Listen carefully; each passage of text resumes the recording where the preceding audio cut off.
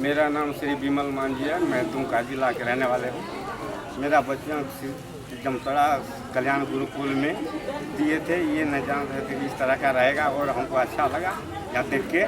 और अभी जो बाहर जा रहे हैं तो और आगे कुछ अधिक से अधिक सीख के आए और पैसा भी अपना कमाए।